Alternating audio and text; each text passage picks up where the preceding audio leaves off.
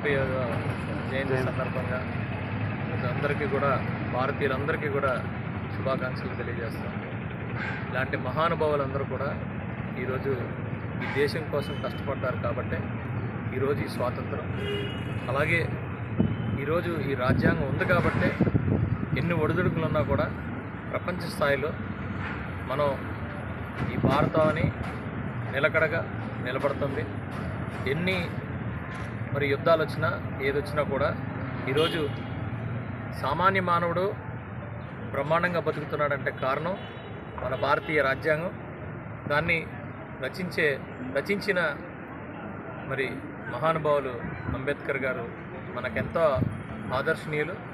డెఫినెట్గా ఆయన ఆదర్శాన్ని ఆయన తత్వాన్ని తీసుకుని మరింత ముందుకెళ్తూ రేపటి తరాలకు అందించే బాధ్యత నేను తీసుకుంటామని గర్వంగా చెప్తున్నాను.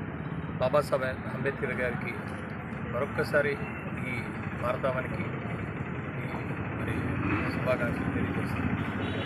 జై హింద్.